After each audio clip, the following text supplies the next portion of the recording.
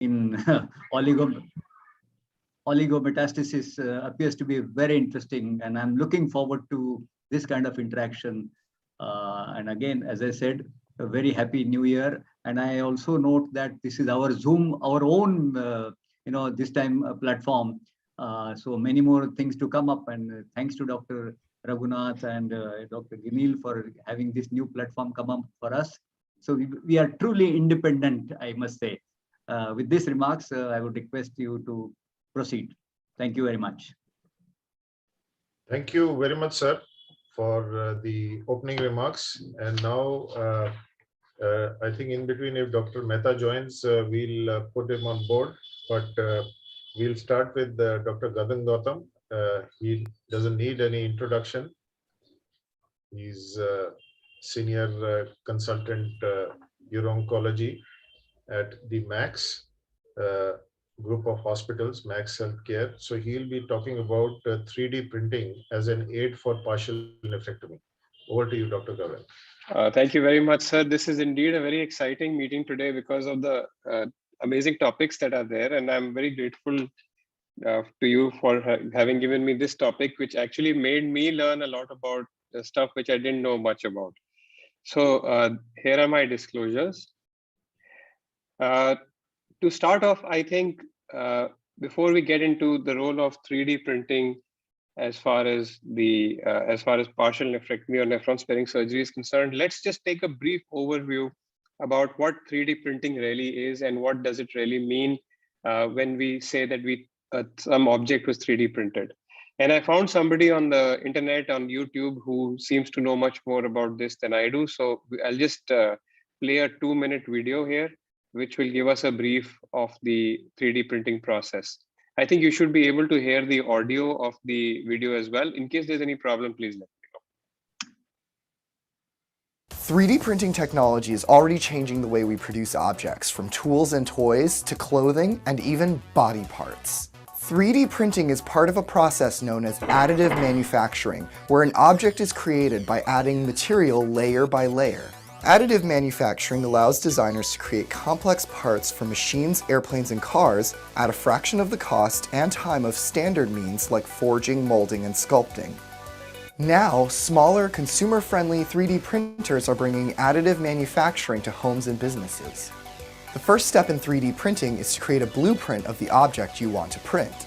You can use modeling software like Blender to create your own designs, or you can visit websites like Thingiverse or Shapeways to find objects other users have 3D modeled. Once you have a finished design, it's time to send it to the printer. Some printers, like the MakerBot Replicator 2, have renewable bioplastic spooled in the back of the device, almost like a string. When the printer receives the data, it pulls the material through a tube, melts it, and deposits it to the plate where it instantly cools. As you can see, the 3D object is created through layering, where the printer will add one layer of the object at a time until you have a fully formed structure. The most common material used in 3D printing is plastic, but the use of some other materials allow for the creation of some pretty amazing products beyond simple tools and toys. 3D printing food is becoming very popular, and additive manufacturing has allowed for the creation of some pretty intricate treats. In the medical world, doctors are testing biomaterials for regenerative medicine. By using a patient's cells, doctors could 3D print small body parts like ears and noses. Some surgeons have even tested 3D printed organs for transplants. Recently, giant 3D printers in China printed 10 houses in just one day and at a cost of less than $5,000 per house, proving just how cost and time-efficient 3D printing can be. Right, so this is something which gives us a little bit of an overview about what 3D printing really is and how is it actually done. When you talk about the role of 3D printing in urology itself, or if you look at it in terms of medicine or surgery, the interest in 3D printing has really gone skywards in the recent years. And in fact, now every year there are more than 2,000 articles being published on PubMed on 3D printing in the medical field. So very clearly, this is something that is there for the future. So how does 3D printing really work? You take a two-dimensional structure like you would see in a CT scan or an MRI, and you segment that area using different colors and different color coding. So you have a separate segmentation for the kidney, for the tumor, for the vein and the artery. And by doing this segmentation, what you're basically doing is you're creating a three-dimensional model within with the software, which can later be transferred to a three-dimensional to a 3D printer and used to create these models, which help in which are exact replica of what you see on the CT scan or the MRI. Of course, there are different types of 3D printing methods. There is really no point in going into the details of each of them, but just to know that the most common type of the 3D printing is the FDM, which is the fusion deposition modeling, and which uses this thermoplastic material like you've seen in the video here. Of course, other ways of 3D printing are also there.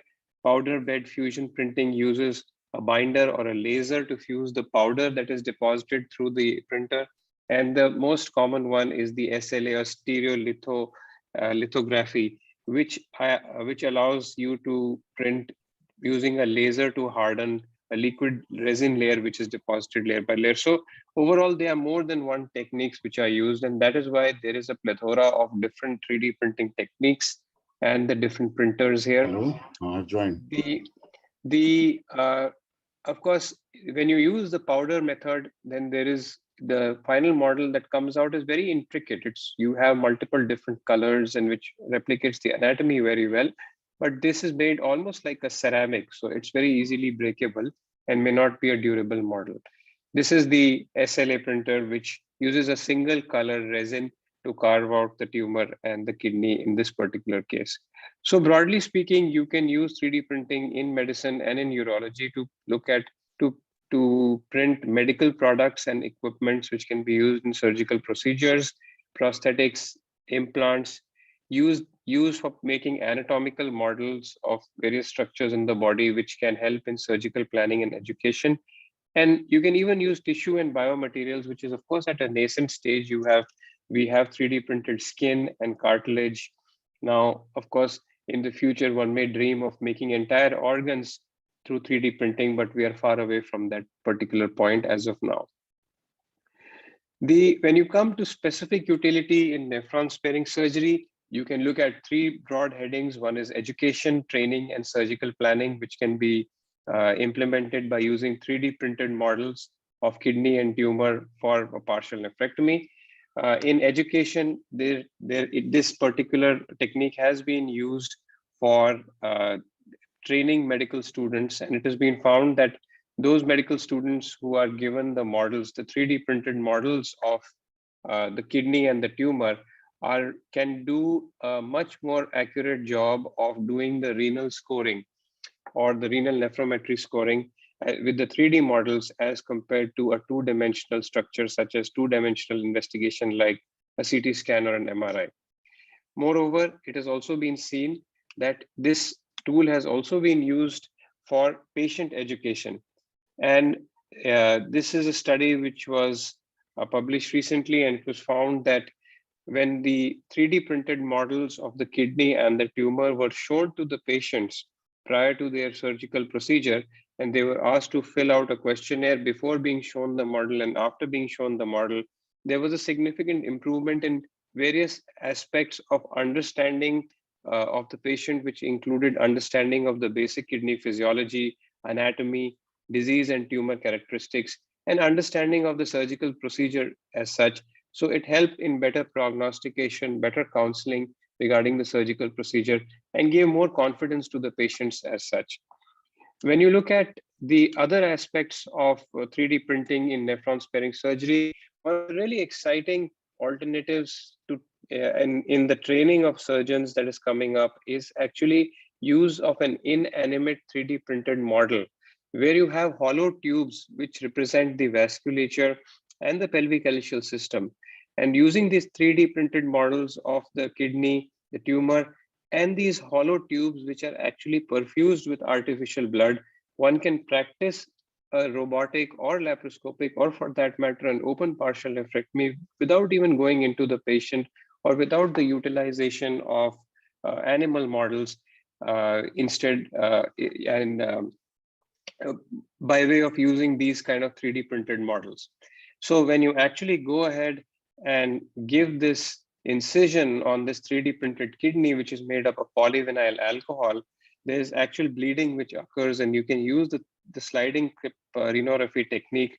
You can actually measure the blood loss, the warm ischemia time, and moreover, you can also practice doing an intraoperative ultrasound, which is able to show the tumor within this 3D printed model, and enables you to get an idea about the surgical margins and the edges. And if you have the tumor walls made up of a potentially fluorescent dye, then you can even look whether there has been a positive surgical margin in the remaining specimen after trying this out. So this provides, and this has been tested in a multi-institutional setting.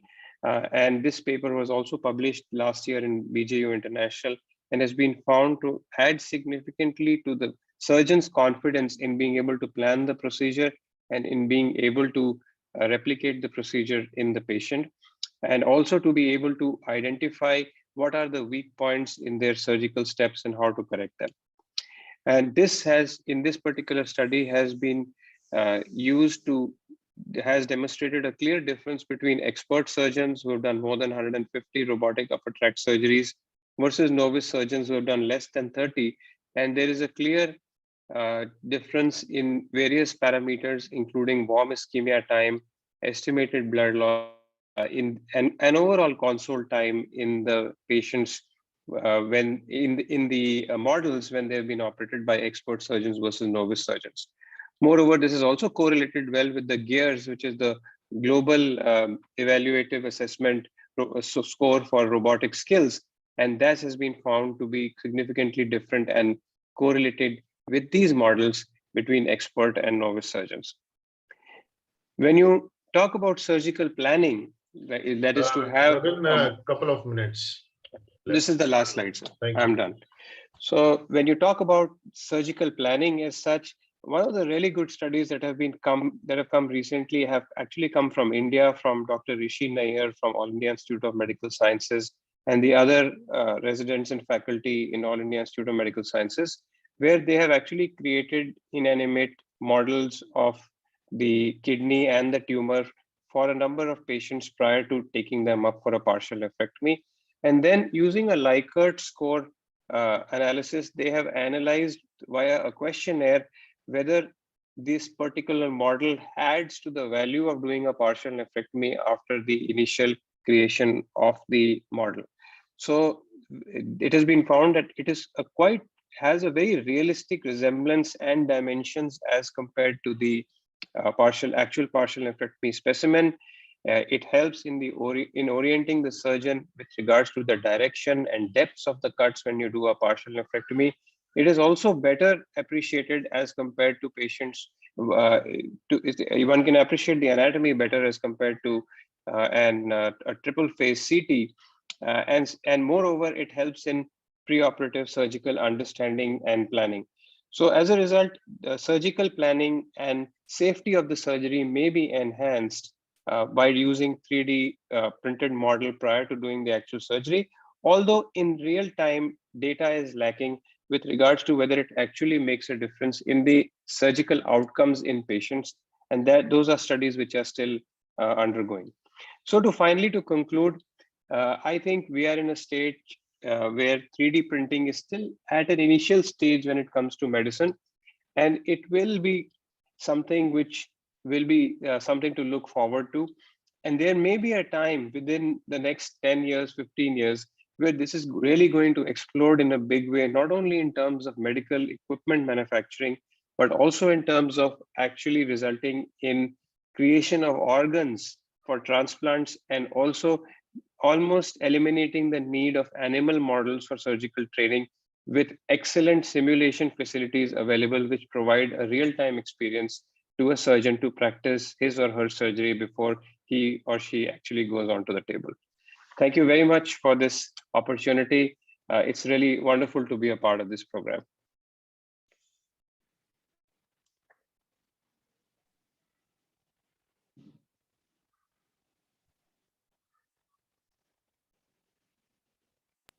So thank you, Gagan, for clearing the concepts regarding the 3D printing for partial nephrectomy. So as we started late, I think we'll quickly go on to the next topic. Incidentally, Dr. Mehta has joined. So I think we'll take him on after this, because this is the second part of the nephrectomy series. So this is the virtual 3D reconstruction as an aid for partial nephrectomy, and this will be by Dr. Raghavan, who's a senior uro-oncologist at the Apollo Hospitals, Chennai. Over to you, Dr. Raghavan. Thank you so much, sir. Thank you, Kulkarni sir, and my extremely good friend Gagan. Nice to catch up with all of you online. So Gagan nicely put a case or a situation about the 3D printing. Here I'm going to talk about the virtual 3D modeling. So we all know that we'll just skip these slides because we all know that partial nephrectomy is the standard. To a fantastic CT scan is an essential component before we do a partial nephrectomy. But once that is done, as Gagan nicely put it, there are difficulties for a surgeon, especially understanding the depth, how much of cut, where to do, how much of kidney has to be mobilized, and so on and so forth, especially when it comes to the complex partial nephrectomies. And that's exactly where the 3D modeling comes. As Gagan nicely put it, 3D model in a printed version genuinely improves the surgeon's comfort as well as the patient's understanding of what they are going to handle or what they are going to face as a surgery. It is also very useful for trainees.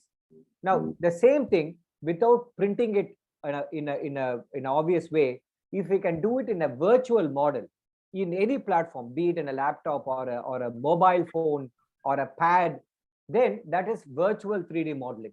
It is an interactive 3D modeling, and you can understand how good where the tumor is, how to rotate the kidney, where is the depth of the tumor, what is its relationship. You can remove the tumor and see what it is going to deal with, such as the arteries and the veins that are going to come forward, and so on and so forth. So planning becomes very easy with an interactive 3D model. Now I'm going to I should confess that Inner Sight Labs is what I use. I've been using it for the last nearly 4 months. We have done 21 cases using the Inner Sight Labs technology. And therefore, what I'm showing is going to be Inner Sight Labs work. And that's what I'm using. I'm going to share exactly that. The advantage of 3D modeling, as Gagan put it, first, you are much better in your decision about incision. Where exactly you're going to do, especially how much of kidney can be spared, and so that you don't take much of it. So renal parenchymal preservation becomes part and parcel of 3D recon as well, especially when you're planning to do zero ischemia. I don't do it, but for who zero ischemia is something they practice, this becomes important. Hilar anatomy. Many times we think, oh, there is one artery and the other artery is not very sure. These are the places where you exactly you find how many arteries, how many veins, where are the origins, insertion, is it an early branching? All those information comes very clearly in these models. Personally, in the last 20 cases, I have realized my operating time, the overall operating time, has come down by at least 17 to 20 minutes. We are doing a study collecting all the data for those patients. We thought, let us finish another 10 more before we write it up as the study. It has been done by Shirk et al., where 92 patients have been assessed, and they found that the operative time was reduced, clamp time reduced, blood loss is reduced, and the length of hospital stay reduced as well. Of course, without going to say, 3D model helps so much in patient education, surgeon education, and the trainee education. So I'm going to run past a few case scenarios. This is a 26-year-old who had this mass. As you can see, the green one is the tumor. It is located bang on the hilum. And what we did is that we did a 3D model, understood how much of kidney will be preserved, what is the vascular anatomy before we did a surgery for him. I was concerned about this anatomy, so I chose to do an open surgery for him. And I should confess that we managed to save the kidney nicely. And at 3 months of follow-up, the patient has a fully functioning kidney, as much as the cortex that was left was functioning without any problem. And that, I believe, was because of the 3D model. Exactly the artery that was arching on the tumor, we could identify, we could save, we could identify all the calyceal anatomy. And because we did an open operation, cooled the kidney and managed to soothe each and every calyceal system. So this is about the hilar anatomy. This is the picture, intraoperative picture. Exactly, you can see what you saw in the 3D model is what you see in the real time. And that is a tumor that was taken out with clear margin, grade 1. The second case is a small tumor outside in a patient who has every comorbidity that you can ever think of. And therefore, we want to keep the operating time as low as we could. We did a 3D model. We realized that she has an extremely complex arterial and vascular anatomy. So what we did is that we just did a partial nephrectomy. Operating time was 1 hour, 10 minutes, because we just went straight in, found that artery, lower polar artery, found the upper polar artery, removed the tumor and came out. This patient was a classical example of how much the operating time could be reduced because of the 3D model. There was no searching involved at all. We know exactly where the artery and veins are, and exactly that's where we went and found it. And the tumor, just to show that whatever you see, you can see the 3D model on the right side and the real-time surgery on the left side. You could see that exactly what you see in the 3D model is what you see in the real time as well.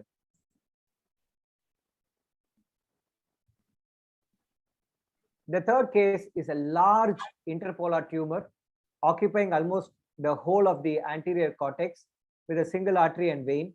I was very worried whether I can get an anatomical closure, a secondary renography would be possible or not possible, and whether I have to sacrifice the kidney. After doing the 3D model, I thought there was a reasonable kidney to preserve.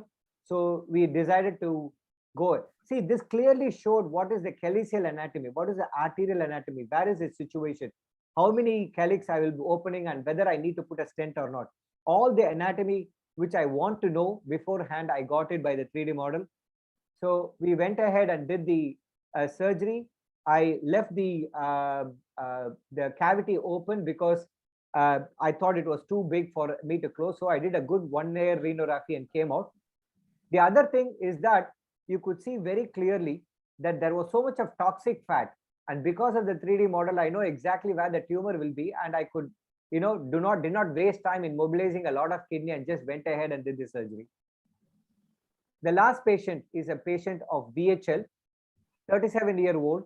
When I saw the the CT scan, I said, let's get rid of the kidney. It's not going to save.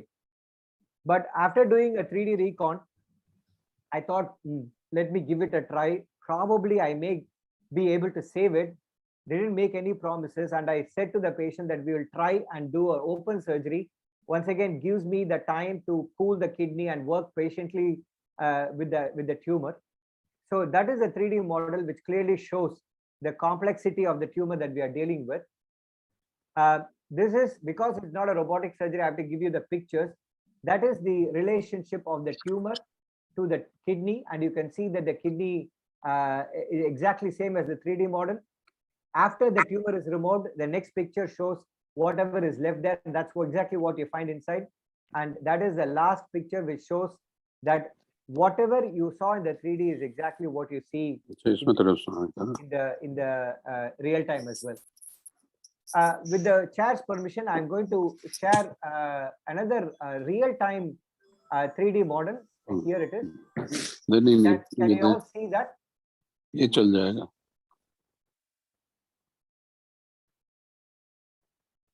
So what I wanted to show is that it is very interactive.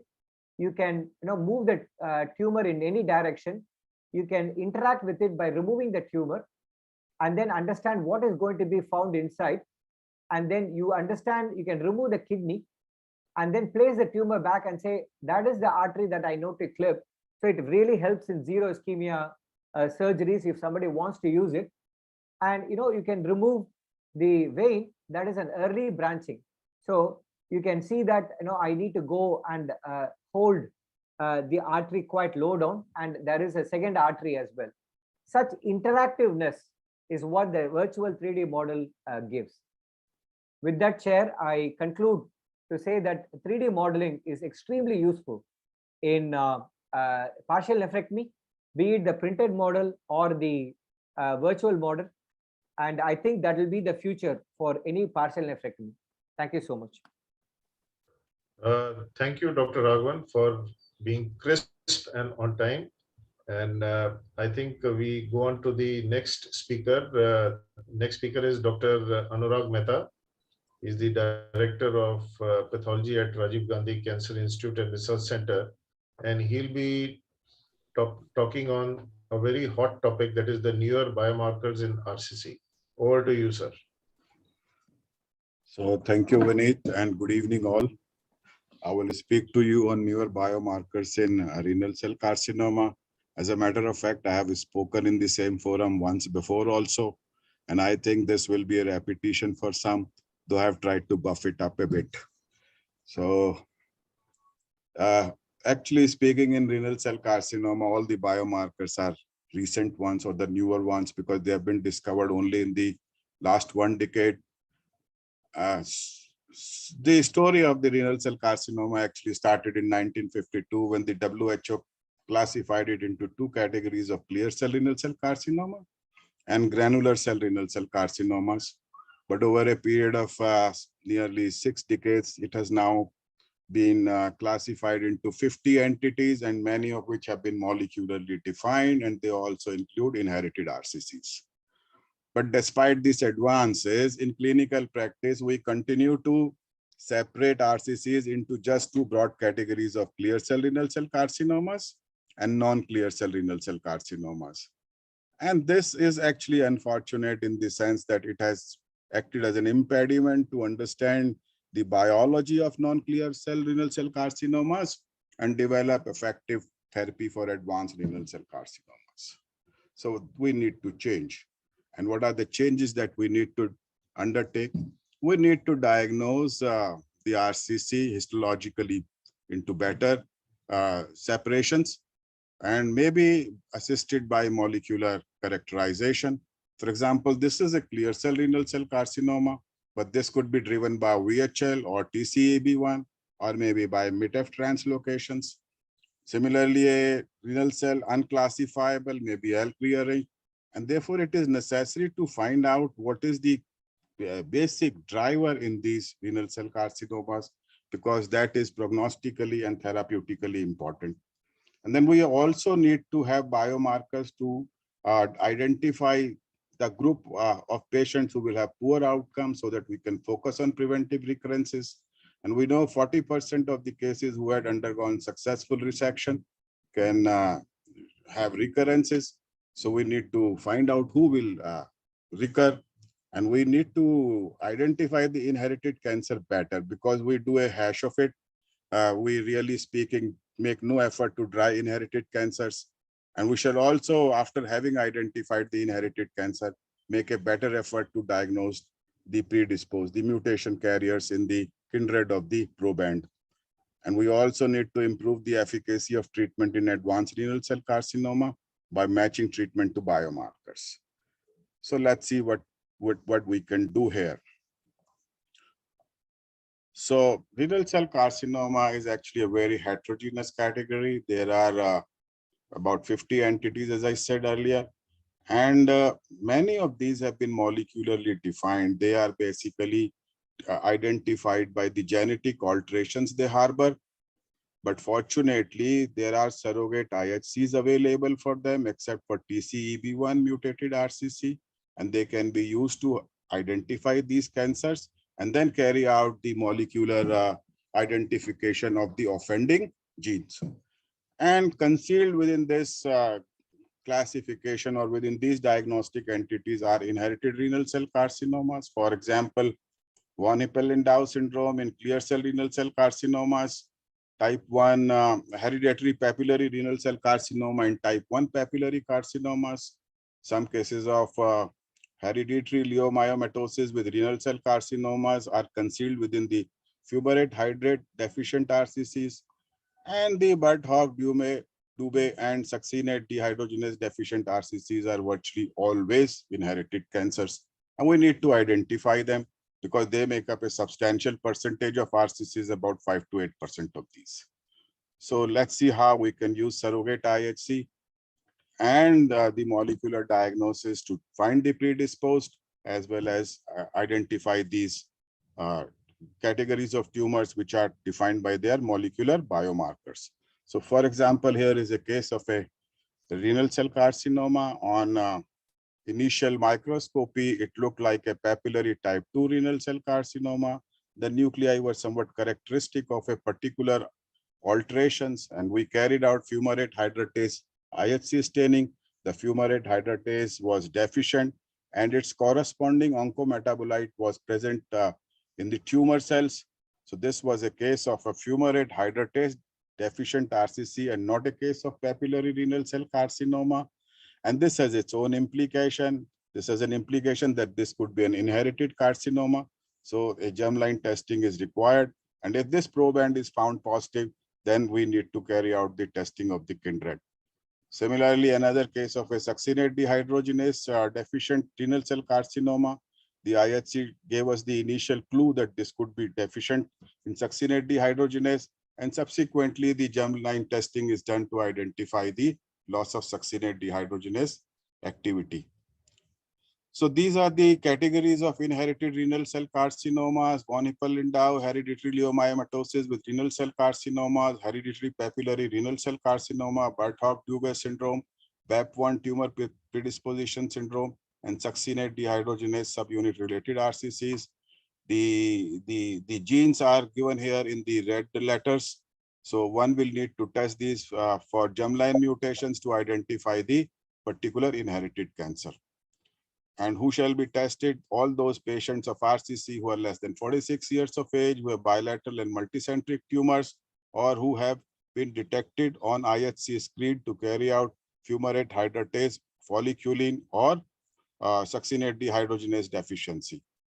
And these are the genes that should be tested dependent upon the morphology. But my suggestion is that we can now, in the days of when the NGS has become cheap, can actually test all of these genes together. So this is our first encounter with the newer biomarkers, where we can, using an NGS panel, identify the inherited cancer in this category of patients. And likewise, we can also test in the in the somatic setting for TFEB, and then confirm the TFEB presence by FISH, and this can help us in identify the MITF translocated RCCs. And talking about the renal cell carcinoma unclassifiable, we have a recently defined category of ALK rearranged tumors, and this can only be identified by doing the genomic IHC or by doing fluorescent in situ hybridization. So in a way, this is a new biomarker, and this is important to identify these cases, because when treated with ALK specific tyrosine kinase inhibitors, profound and prolonged responses have been seen in these cases.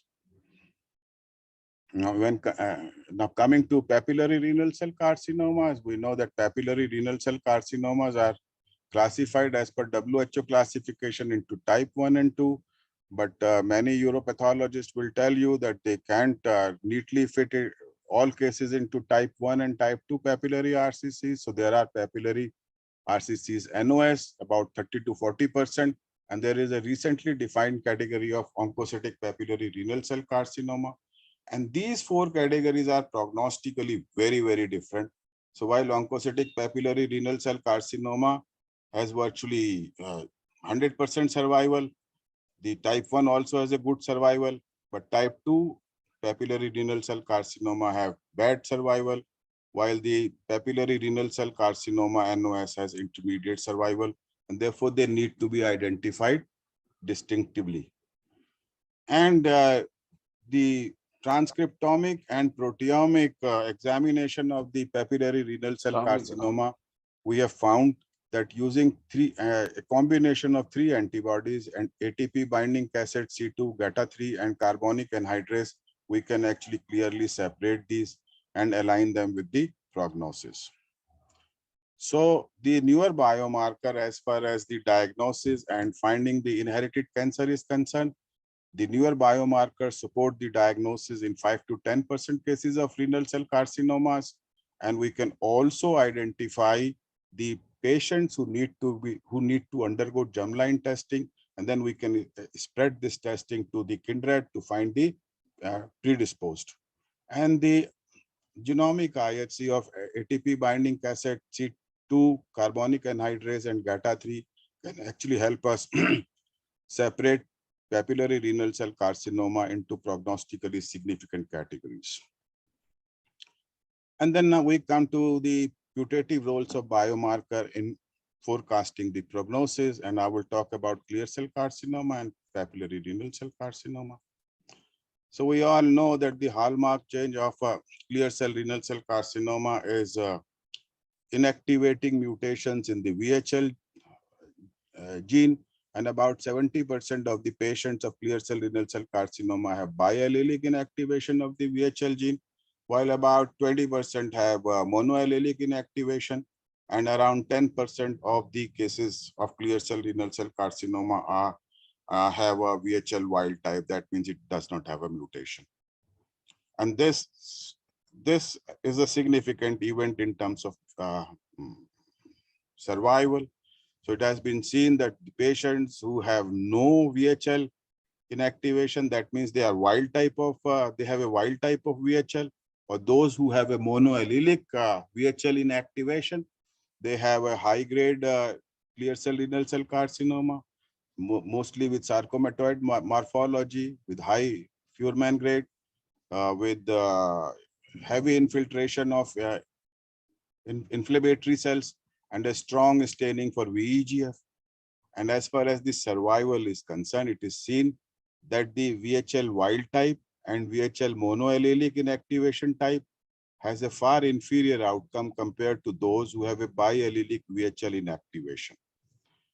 And the upcoming classification of WHO proposes to classify clear cell renal cell carcinoma into those which are VHL altered and those which are VHL unaltered types.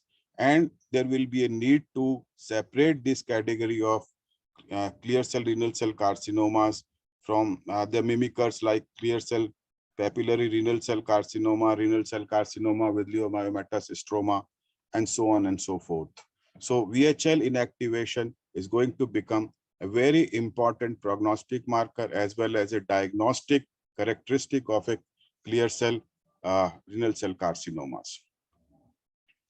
So, but the VHL inactivation can initiate the tumor, but additional mutations or genetic alterations are required to promote the tumor growth. And for this purpose, there are 10 or 11 genes which undergo alterations. Of them, these in the blue, navy blue circles, the PBRM1, which is mutated in 30 to 50% of the cases, BAP1 mutated in 5 to 15% of the cases, KDM5Cs and SATD2 are important. These are all chromatin remodeling genes. In addition, TP53 is also important. Now, what is the prognostic implication of these additional mutations? So it has been seen that we know that VHL inactivation is a prognostic marker for good outcome. In addition, PBRM1, BAP1, and TP53 have been correlated with the prognosis. So how does it correlate with the prognosis? So it has been seen in Mayo College study that those who were PBRM1 inactivated had far better survival compared to those who were BAP1 mutated in all patients with all stages, all comers. And the PBRM1 inactivated have a median OS of around 10.6 years, while those which were BAP1 inactivated had a median survival of 4.6 years. And similar findings were reaffirmed in the TCGA study. Now, looking at the early renal cell carcinoma, again, it was seen that those who are BAP1 inactivated have a far inferior outcome compared to those who are BAP1 wild type. And this this is beyond the S sign score, which is used to prognosticate in cases of early renal cell carcinoma. And similarly, in the advanced renal cell carcinoma, it has also been seen that those which are TP53 inactivated, BAP1 inactivated, BAP1 inactivated have far poorer outcome compared to those who are wild type, but reverse is the case with the PBRM1. The PBRM1 inactivated have a superior survival compared to those who are PBRM1 inactivated. So this genetic alterations have now been included as a part of MSKCC scoring to improve the concordance index of MSKCC scoring for advanced renal cell carcinomas.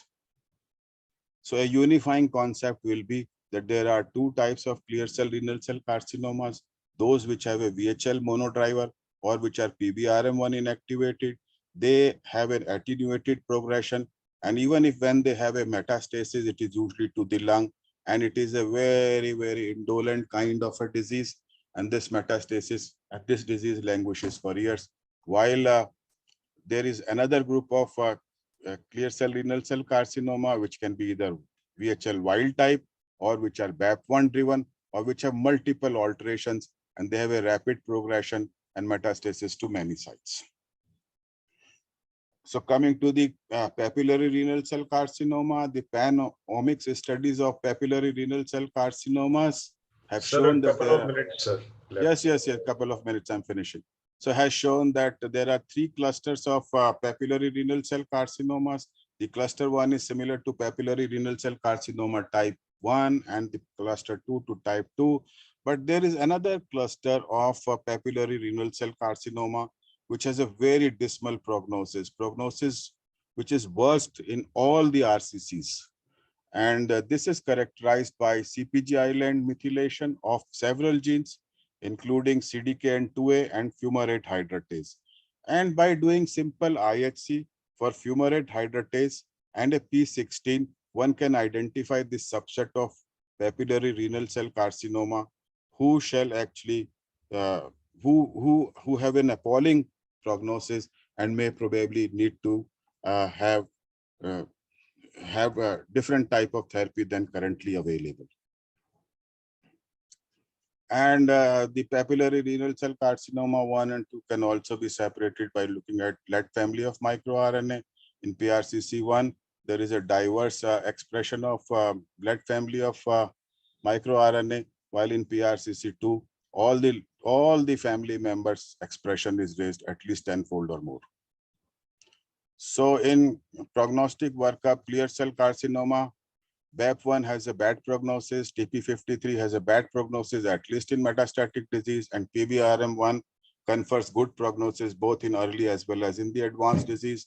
And in papillary renal cell carcinoma, absence of immunostaining for P16 and fumarate hydratase identifies a subset of papillary renal cell carcinoma with the CpG island methylator, which has an appalling prognosis. And now coming to the role of biomarkers in selection of a therapy for advanced renal cell carcinoma. So we use VEGF inhibitors and ICI plus VEGF inhibitors and combinations of 2 ICI. So let's see, are there any predictive markers for VEGF targeted therapies? It has been seen that the clear cell renal cell carcinomas with PBRM1 mutation have a significantly are actually the better responder compared to those who have no PBRM1 inactivation. And this finding has been confirmed in the iMotion 150, where those with the PBRM1 inactivation had 16-month PFS advantage over those who were PBRM wild type. And same thing has been confirmed in the post hoc analysis of recorder and COMPARS cohorts. And it was also seen that those with KDM5C inactivated RCCs have very good prognosis, very good median progression-free survival with sunitinib. Similarly, the tumors with the high angiogenic signatures also do well with VEGF TKIs. Are there any predictive marker for immune checkpoint inhibitors? Truly speaking, none. Unlike in other cancers, nothing works. No TMB, no PDL1, no tumor indel burden, no inflamed phenotype. So is there anything that works? So it has been seen again that those who are PBRM1 inactivated have higher numbers of patients with clinical benefit and some modest benefit in the PFS as well as in the OS. And it has been seen that those patients who have a hot tumor, inflamed tumor, unexpectedly do worse with the PDL1 inhibition compared to those who do not. And this is because these tumors have an alteration which is 9p deletion, and 9p deletion is inversely related to PBRM1 inactivation. So PBRM1 inactivation confers response to and better PFS with the immune checkpoint inhibitor, while inflamed tumors with del9 confers a poor prognosis and poor outcomes. So is there any predictive marker for MET? None so far. So we will give a go to this slide. So to summarize, PBRM1 activation in clear cell renal cell carcinoma predicts response to VEGFR TKI and immune checkpoint blockade, and is inversely related to the presence of T effector cells and del19. High angiogenic signatures predict response to TKIs. T effector high and angiogenesis low expressor benefit from immune checkpoint blockade. KDM5C is a strong predictive marker for prolonged benefit from sunitinib. And despite MET alteration being common, the papillary renal cell carcinoma, it has not been found actionable. None of the biomarkers are prospective validation till date. And it is my belief that it may be helpful to test for VHL, PBRM1, BAP1, SAT-D2, KDM5C, TCEB, and TP53 in clear cell renal cell carcinoma for prognostication and therapy selection. And the good labs can have a germline panel of VHL, SDHC, fumarate hydratase, BAP1, TSC, TSC2, MAT, folliculin, and P10 to identify inherited renal cell carcinomas. So thank you so much for your patience. I finish. If there are any questions, I will be happy to answer. Thank you so much, sir. We still have a long way to go as far as the biomarkers are concerned in RCC, because there are no specific biomarkers per se. So in the interest of time, I think we'll go to the next topic, which is small renal masses, SBRT, how to go about it. And this will be dealt by Dr. Vedant Murthy, who is a professor of radiation oncology at TMH Mumbai. Over to you, Vedant. Thank you, sir. Good evening, everybody. This is a very exciting and a very interesting talk. As far as I am concerned, it's very exciting, and I hope it will be interesting for you, because this may throw light on something new that you may or may not be aware of as far as radiotherapy is concerned. And unlike a typical radiation oncology talk, I'll not get all technical on you. I have only about 8 minutes. So I'll try to answer 4 questions that I think are may be of interest to most of the urology audience. Why are we talking about RCC and SBRT now? Is it any good for primary treatment in terms of efficacy and toxicity, and what do the guidelines say about it? After doing SBRT, what happens to the cancer, that is the kidney mass, and what happens to the kidney itself?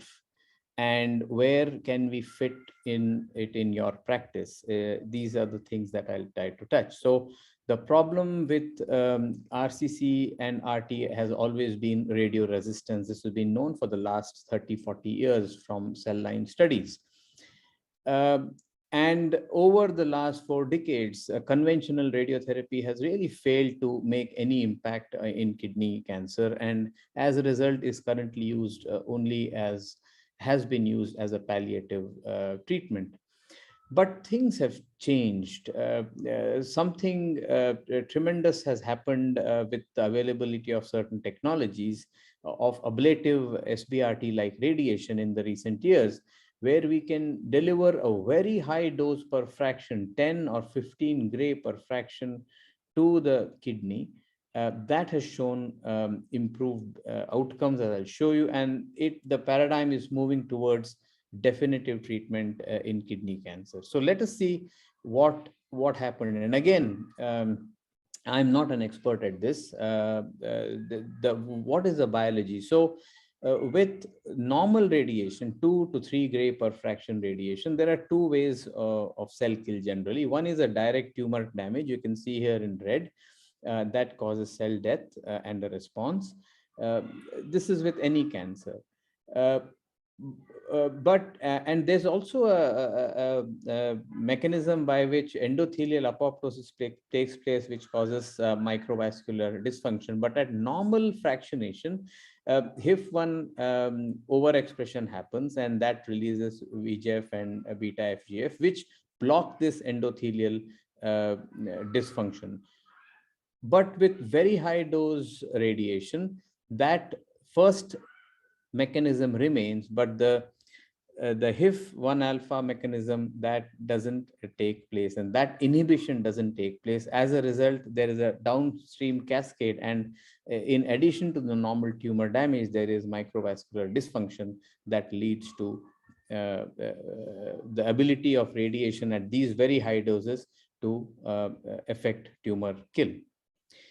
So there is a lot of data on efficacy, and I have just to ease everybody for lack of time, I have just put this excellent systematic review, so many studies, and you can see these are all small studies over the last 10 years.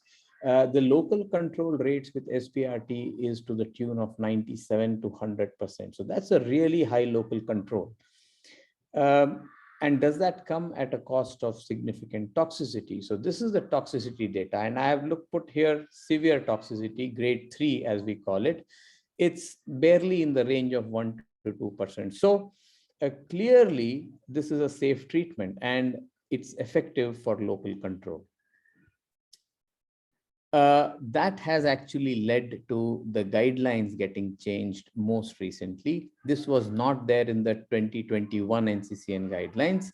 We now have a mention of SBRT for small kidney masses with a category 2B recommendation in NCCN. In fact, EAU 2021, EAU is generally much slower to bring in radiotherapy changes, but that also recommends SBRT as one of the treatment for this these kind of cancers. So where does it fit in?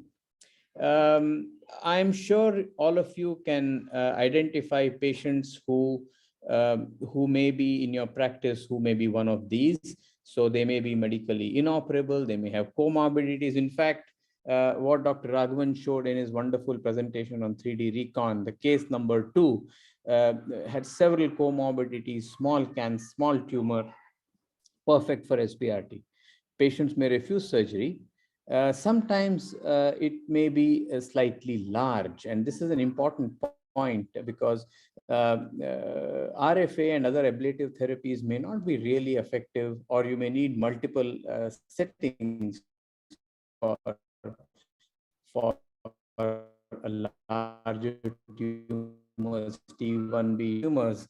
Sometimes both kidneys are clearly options that one can think of.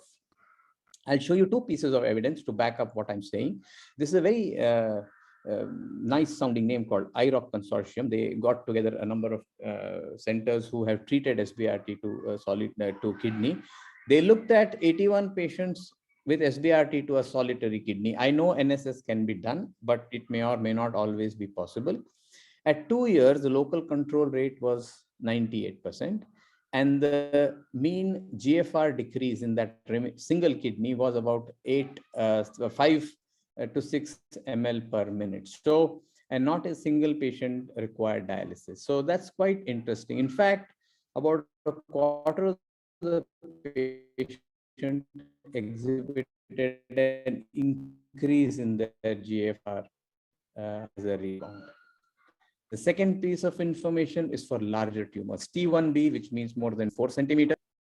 a diameter more than 4 centimeters. Again, you can see very few local failures, and this on the right shows you the change of GFR. Most of the times GFR does drop by about 5 to 10, about 10%, but in a quarter of the patient, it actually increases. I'm not sure why that happens.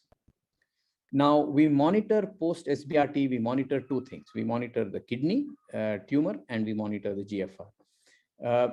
It is important to understand that unlike squamous cancers or other cancers, these tumors do not respond in a classical way. They respond slowly over several years sometimes. In fact, initially there may be a slight increase in the size of the tumor on radiology. You can see on the right an excellent representation of how this is MRI tumor size changes. It takes long time and often never goes down less than 50% in size. Renal function is monitored by GFR and creatinine. You can see most of the times it is very mild impairment or very mild decrease in the grade of renal impairment. So kidney, the remaining kidney can actually be saved. Now, what is the kind of technology we need to pull this off? We need things like good visualization of the tumor, good planning, delivery, image guidance, etc., etc. And while the theme of the meeting seems to be 3D, we actually end up doing 4D based planning. And that is actually taking care of the intrafraction motion to deliver such a high dose. This is a video, this is a CineMR that we use for one of our patients.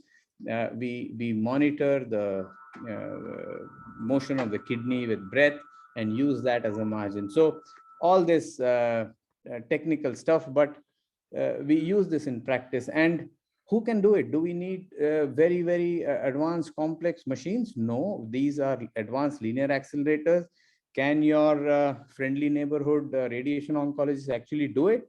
I think most can. Many of the centers, the big centers with regularly with modern linear accelerators and good image guidance can pull this off. You don't need any specific brand of machine, and we deliver about 40 to 50 gray in 3 to 5 fractions. You can see here a small lower pole tumor here.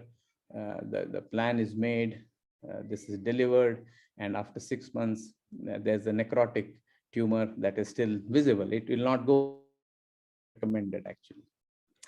I'll finally leave you with another very interesting indication for SBRT in kidney primary actually, that was published just a week or two weeks ago. This is for IVC thrombus, SBRT for small study as a proof of concept. And after about 2 years, there was about more than 50% of the patients had IVC thrombus recanalization, and there were not significant toxicities. So these are the things that SBRT can actually do in practice. So to summarize, it is a real option in many scenarios in clinical practice. It can be done on a modern regular linear accelerator with good image guidance. It is safe. I have shown you that. It is amenable for slightly larger tumors also. And the responses are slow but steady, and it should not be biopsied. And the normal kidney, the GFR drops by about 5 to 7 ml per minute over long term. Thank you so much. Thank you, Vedant, for being crisp and to the point. And definitely the surgeons will have food for thought regarding the small masses. So let's switch gears now. Let us come to the metastatic setting. And I would invite Dr. Dev Narayan Datta from, he's a senior consultant radiation oncology from Amrita Cancer Center, Kochi, to speak on the oligomet part. Over to you, Dr. Dev.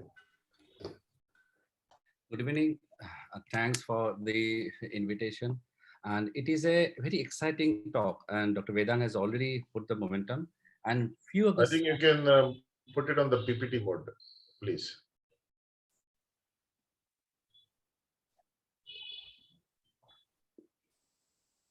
Now it is getting seen.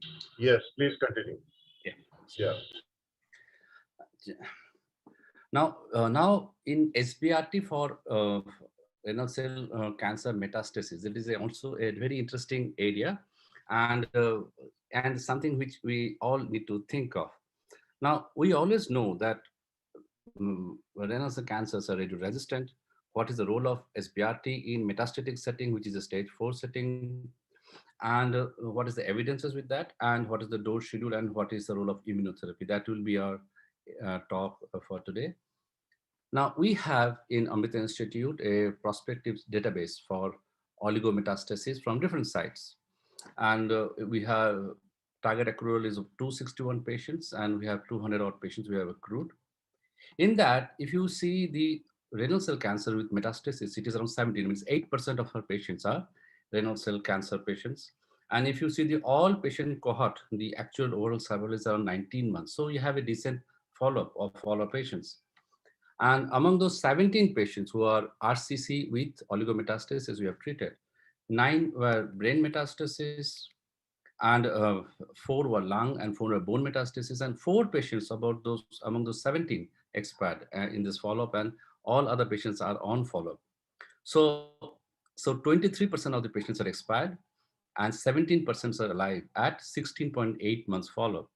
What that shows that a group of patients is going to be alive at a decent follow-up, but many of the patients will have progression. So we can see that 83% of the patients have a new lesion in different areas. And among those 83% of the patients have progression, 65 patients have a new lesions in different part, in different organs. So in RCCs with metastasis, they live long, usually have new lesions in new areas, and that need to be always addressed. That is where SBRT comes into the picture, and that can actually help to have a local control and survival benefit as well. Now, if you see the overall survival and progression-free survival of this patient cohort, we can see this overall survival is very impressive. Estimated mean overall survival is on 28 months, whereas progression-free survival is only on 18.8 months. Means that many of the patients have a new lesions in some areas. They're alive, but need to be addressed again. That is where SBRT comes into the picture in RCC with metastasis. This is one of the case on 2018 we have treated with brain metastasis from RCCs, very small volume disease, 14 in single we have treated, and at 26 months follow-up, it has complete response. Similar, this is a bone metastasis, April 21 we have treated, and the patient has 8 months have a good response. This is a lung cancer, lung metastasis from RCC, 2020 we have treated in May. It has lesions in, small lesions in both the lungs, and we have treated both with 18 gray single fraction, and we can see at 18 months follow-up, right lung has a stable disease and left lung is a complete response. But many of these patients do have a new lesion in some other areas, and that had to be addressed with re-SBRT. Now, we always know that I was thought that RCC is a radio-resistant disease, and that has come from this old studies of post-RT and neoadjuvant radiations with a low dose of radiation, which has shown there's no benefit in terms of radiotherapy in RCCs, especially post-op setting. But this is why the SBRT is more critical in RCC. And as Dr. Vedang told the same thing, in conventional radiation, when you give a fractionated radiotherapy, it is a oxygen-dependent DNA damage and P53 radiated mutations. And that causes pro-angiogenic factor release. And problem with this pro-angiogenic factor release, which happens with conventional fractionation radiation, they actually can cause proliferation of the vascular endothelium. And the RCCs are mostly the vascular tumor, and it can actually progress. And that is why in conventional fractionation radiation, we don't see too much of response in RCCs.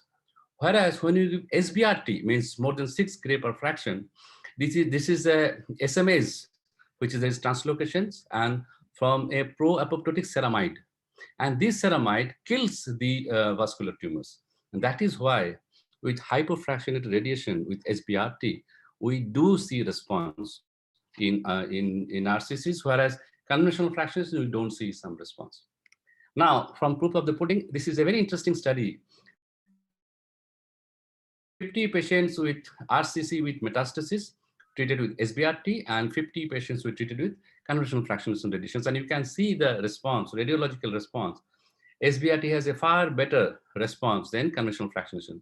That shows the hypothesis what is ceramide-based with symptom killing in RCC is true in clinical practice as well. Now, when we see the predictors of radiological response in multivariate analysis and from a meta-analysis for RCC with metastasis, you see more than 80 gray BD, there's a response. More than 9 gray per fractions dose fraction, that is a response. So it shows that we have to give higher dose for fractions and higher dose of radiations, then there's a response to RCC in metastatic setting. Now, as Dr. Vedang has already told, there is a response, but there's a slow response, slow and steady response that happens. So if we have a short-term follow-up with RCC with metastasis, we may see a stable disease. But when we have a long-term follow-up, that time we can see a response, radiological response after the treatment. So a short-term follow-up data of a SBRT series may not show the actual results, but a long-term follow-up of the RCC series can show the response to treatment. Now about the dose escalation, there is an excellent dose escalation study in RCC with metastasis, 25 in 5 gray, one group 30 in 5, 135 in 5, 140 in 5. It has been seen that if we have 25 or 30 gray, then there is still a scope of improvement in local control. 35 and 5 has an optimal response. More than 40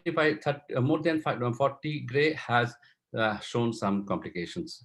So 35 in 5 or equivalent dose, maybe this may be optimal in treating RCCs, and there is a dose response relationship with RCCs. Now, these are the RCC with lung metastasis, and very interesting thing, you can see the 6 to 7 odd patients, median follow-up of 28 months. 1 and 3 year local control is 98% and 92%. So is it any metastatic disease like RCC, which is stage 4 disease, we can see a 1 year or 3 year of more than 90%. That is very encouraging with SBRT. In brain metastasis from RCC, we can see that it's a median overall survival of 14 months. We can see 1 year survival is around 57%. That is also quite impressive. And if you see this meta-analysis of small multiple series, and you see all the series from the lung metastases or abdominal metastases, bone metastases, 1 year and 2 year local control is 98, 97%, or 93, more than 90% local control at 1 year and 2 year. That is extremely impressive. And that shows that SBRT is useful in RCCs with metastasis. Now, the interesting thing is about immunotherapy along with SBRT. Now, it has shown that if you give SBRT followed by immunotherapy or TKIs, there is a much more response than otherwise. So there is an interesting study. There are a few studies similar, which have shown that if you give SBRT, that actually can affect the abscopal effect, and immunogenicity of RCCs is well known. That can be exploited with SBRT followed by immunotherapy, and the radiological response is much better compared to only SBRT or only immunotherapy. Now, if you see the dose, if it is 2.5 centimeter tumor, the median overall survival is around 92%, and 5 centimeter tumor, it is 26%. So if the tumor is larger, then the local control is less. So that also shows that higher dose of fractions if you give, or higher total dose if you can give, that has an impact in terms of local control and survival as well. So take home is RCC is radio sensitive. When you're giving higher dose of fraction, means more than 6 gray per fraction. Response to RT is slow but persistent. It takes years for radiological response. So we should have a long-term follow-up to establish any implications of any SBRT series. High dose radiation is immunogenic reactions. So SBRT followed by immunotherapy do have impact in terms of response to treatment. And in metastatic setting, there's abscopal effect. And with brain metastasis, in 1 year survival is around 70%, lung is 85%, bone 90%. And primary site, when you treat, as Dr. Vedang has already told, it is around 90% local control at 1 year. And if you see surgery versus SBRT in a metastatic RCC setting, is on 14 to 32 months of median overall survival with SBRT, whereas it is 10 to 14%, 14 months with metastectomy.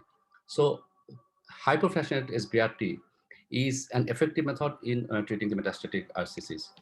And as Dr. Vedant has already told, that now the SBRT has come into the algorithm for in the treatment of RCC, especially in metastatic setting. Thank you.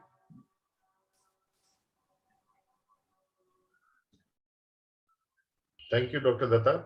So initially, what was thought that radiation RCC is a radio-resistant tumor, but now that myth is being dissolved with the studies which you have discussed. So thank you so much once again. And now we will move on to the adjuvant treatment strategies in RCC, which will be dealt by Dr. Rajiv, who's a Senior Consultant Medical Oncologist at the Apollo Cancer Center, Chennai. Dr. Rajiv, please. Good evening, sir, and thanks for the opportunity. Rajiv, can you put it on PPT mode, please? Yeah.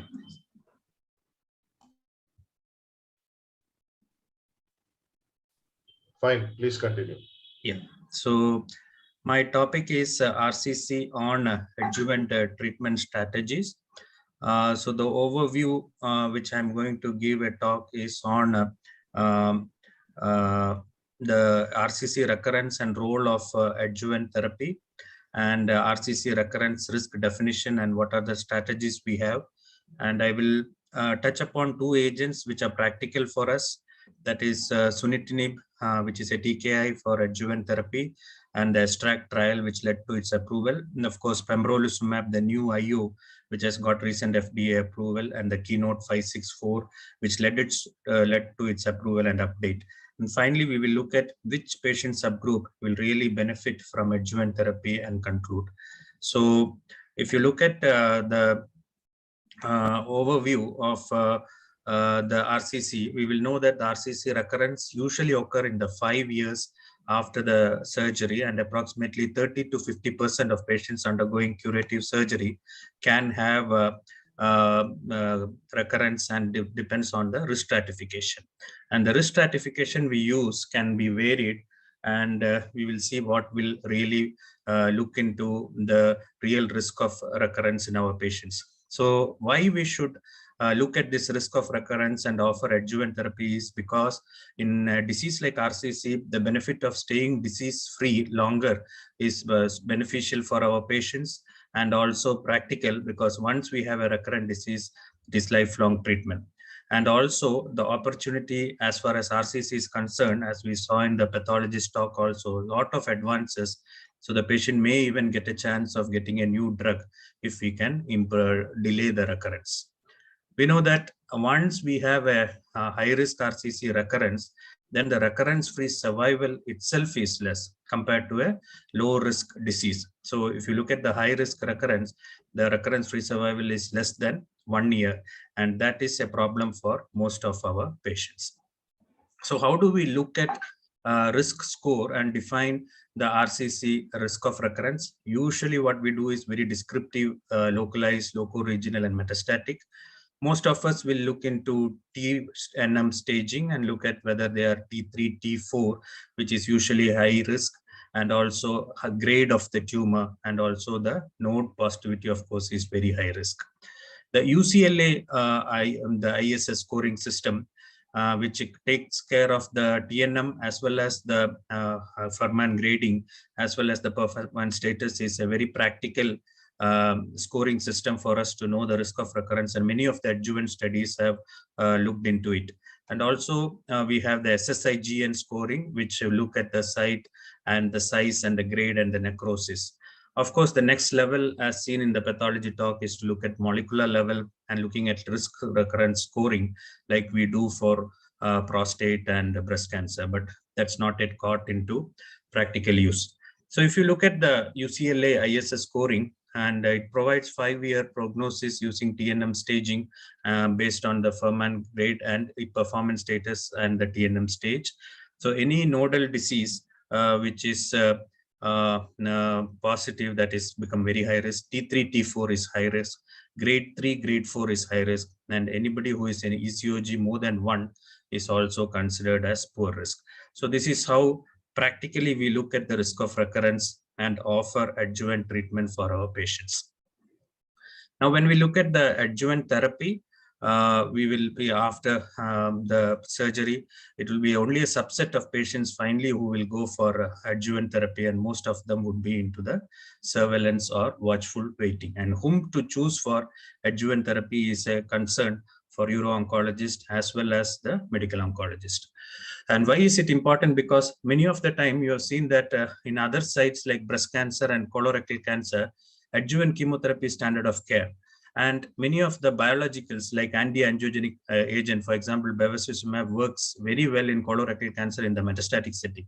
But when they did trials in the adjuvant setting, we really can't extrapolate that to the adjuvant setting, and to surprise, many of the colorectal and breast cancer trials were negative for all these biologicals. So just because our IOs and TKIs work well in the metastatic setting, same holds good for our renal cell cancer. Whether it will work in the adjuvant setting, we need real robust data before it becomes standard of care. So if you look at the newer generation study, which looked at the adjuvant tyrosine kinase inhibitor, the oral VEGF and was the TKIs, the ASSURE trial was for sorafenib, the ESTRAC trial, which led to the approval of sunitinib. Then we had PROTECT trial for pazopanib, ATLAS trial for axitinib, and the sorafenib, which was SOurce trial, and everolimus trial, Everest. Disappointingly, majority of these trials had mixed results, and most of them were negative, except some of the outliers like ESTRAC, which had a positive trial, which we will look into a bit details later. So when we looked at the newer generation IO, that is the immuno-oncology drugs, you have the PROSPER, which is a new adjuvant as well as adjuvant nivolumab. Initial data is exciting. Then we have the adjuvant atezolizumab. And of course, the keynote trial 564, which has led to the approval of pembrolizumab, and the checkmate, which is adjuvant nivolumab and ipilimumab. This combination, we know that is approved in metastatic. So whether it works better, we will know by the checkmate 914 trial. And of course, RAMPAT trial, which looks at durvalumab and tremelimumab. So most of these trials are expected in the next 2 or 3 years, and I'm sure we will have interesting data coming up. When you look at the sunitinib data, the trials, the FDA actually approved after the ESTRAC trial in patients with high risk RCC after nephrectomy. And the NCCN right now also recommends sunitinib in a high risk stage 3 category, but it is a category 3 recommendation, and we'll come to what happened there.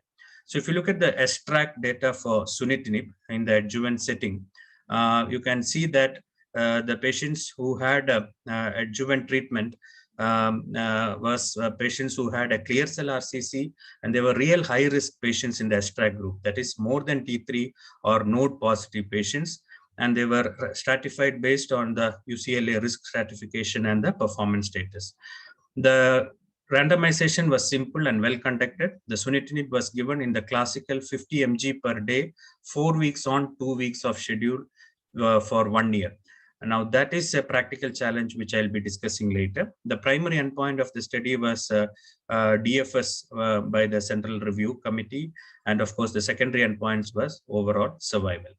The ESTRAC had more than 60% of their patients as high risk at baseline, unlike the pembrolizumab, which had more of high intermediate, and also they were only clear cell histology. So this is to be kept in mind when we discuss options with our patient. The primary endpoint was sort of met. Median DFS was significantly better at 6.8 years with sunitinib with a high p-value, and also a 24% risk reduction. And that way, there was a risk reduction of 24% of patient developing a second cancer or death. More patients were disease-free at 5 years with sunitinib. This was with placebo, and the 59.3% was the disease-free survival at 5 years compared to 51.3% for the placebo. Now, which were the subset which really benefited? I think this is what practically we should be looking at. Patient who was ECOG PS0. So excellent performance status, young patients is one we should be selecting for sunitinib if at all we are giving. And also there were patients who were T3, high T3 and T4 or any N1 had the maximum benefit, and grade 3 and grade 4. So the real high risk clear cell RCC with excellent performance status is the patients who benefited from the S-track strategy. Now this I think would be the most important slide that I'm projecting. This is the S-track side effects data. We see that it is a real struggle to give 1 year of this drug in the classical schedule, that is the 4 weeks on, 2 weeks off schedule, because majority of the patients will develop diarrhea, hand-foot syndrome, hypertension, fatigue, nausea, weight loss, mucositis. So most of the patients, up to 40% of the patients in the trial itself has dose reduced, and majority would not be able to complete the prescribed dose. So this is one thing we need to be explaining to our patient before we put in the adjuvant setup, because in the metastatic setting, from the physician as well as the patient side, there will be a tolerance to toxicity, but in an adjuvant setting, it is very difficult to deal with this toxicity for 1 year. The summary was that more than 60% of patients at high risk was in the S-track population, and sunitinib did improve the DFS, but unfortunately there was no significant improvement in the overall survival. And the subgroup which really benefited was patients with excellent performance status, the real high risk, and the grade 3 and grade 4. Now we come to the adjuvant pembrolizumab, that is the keynote 564 data. So this trial was in the pretext that majority of the VEGF and the other TKIs had mixed results, and that's when they thought of trying the IO, which was sort of getting good results in the metastatic setting. Here, two things, patients had a risk of recurrence based on the TNM as well as the grading, and also the one unmet need was patients who had oligometastatic disease, that is M1 stage, with who has undergone primary surgery as well as metastatectomy, that is M1 NED. We have shown that TKIs do not work in that setting. There is no improvement in survival, and the plan was only surveillance. This group was added in this pembrolizumab study group. Again, the study design was quite straightforward. Histologically confirmed clear cell renal cell carcinoma, randomization within 12 weeks, and tissue sample was sent for PDL1 assessment. The stratification was interesting, which was between M0 versus M1 NED, that is stage 4, which has been fully resected, and also M0 group with the PS. And the pembrolizumab, the drug was given as a 200 mg IV infusion, flat dose infusion, every 3 weeks for 1 year. This will come to around 17 doses in 1 year. And the primary endpoint they looked was DFS as per investigator assessment. And the key secondary endpoint was the overall survival, and other secondary endpoint, of course, was the safety. The baseline characteristics here were slightly different from the S-track population. We had intermediate to high risk as the 86%, and the real high risk was only 8%. And we had around 6% of the patients who were M1 NED. But another interesting factor is they had included patients with sarcomatoid features. So we had almost 11% of the patients who had sarcomatoid features included in the Pembro study. So if we are deciding on patients with sarcomatoid features, this is the agent to choose, because the S-track clearly had no sarcomatoid features included in their trial arm. So if you look at the DFS here, it was very impressive. If you look at the hazard ratio of 0.68 with the p-value of 0.001, the 24 months DFS rate was 85 versus 77 for pembrolizumab versus the placebo. And if you look at by the subgroup, irrespective of the PDL1 status and the performance status, it has worked. And the highest benefit was, although the numbers were small, as I showed, in around 6%, but then M1 NED has the excellent response and had a very high benefit. So if you look at the overall survival, there is a trend. You can see the curves really separating. But as per the melanoma data, we got in melanoma, the OS benefit only after 5 to 8 years of follow-up. So we need to be patient and wait for the follow-up, but it is hopeful that we may have a positive overall survival with pembrolizumab. But we need now the data is too early for us to look at overall survival. If you look at the safety aspect, compared to sunitinib, it is reasonably safe. But then we need to look at fatigue, diarrhea, and rash again compared to grade 3 or 4. And also all the immune related side effects like hypothyroidism, pneumonitis, adrenal insufficiency, diabetes. Sometimes we may need to use steroids if there is grade 3 side effects. But fortunately, there were no treatment related deaths in almost 1,000 patients they had enrolled in this trial, which is sort of reassuring.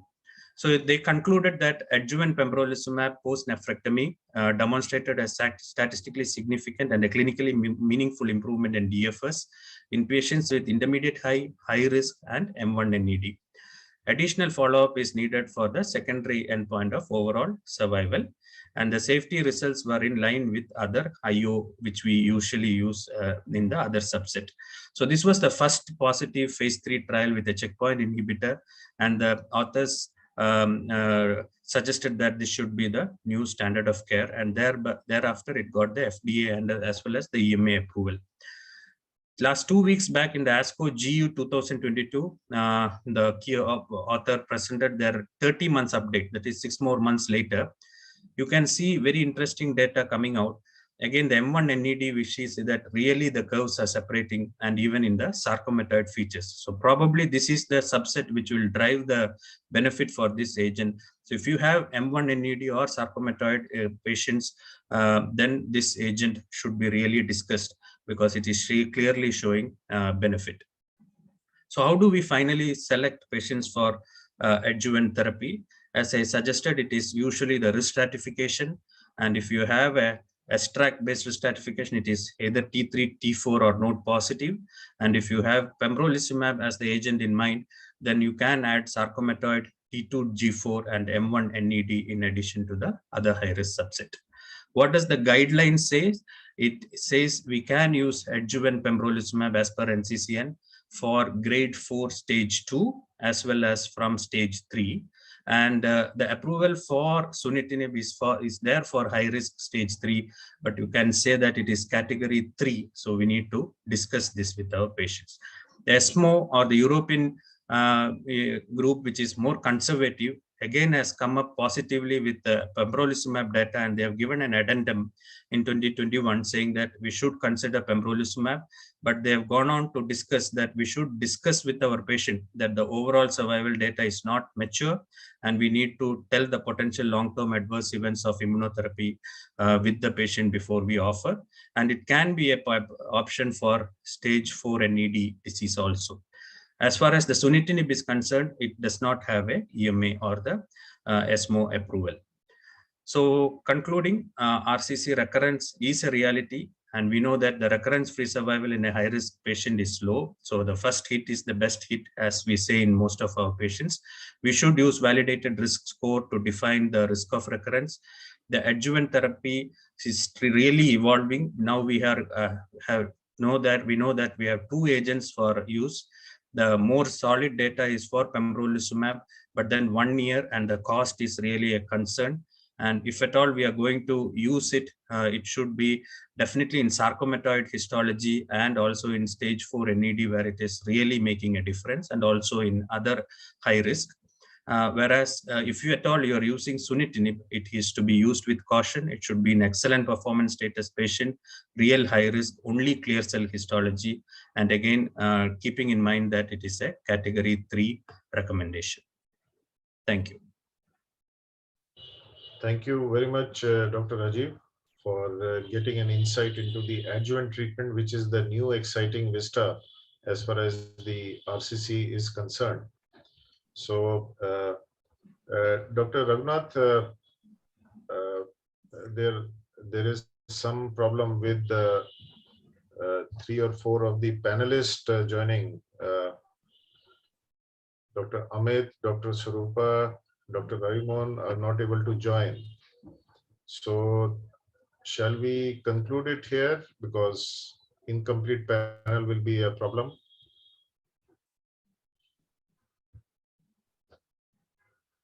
Dr. Raghunath, are you there?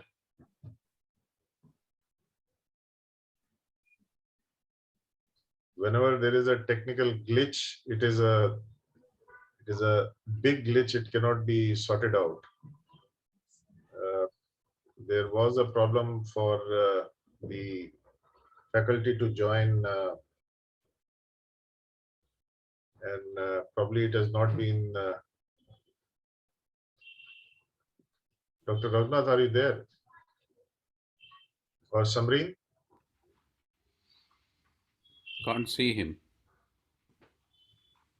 He was there. Yeah, he was there. He was probably trying to get the panelists on board, because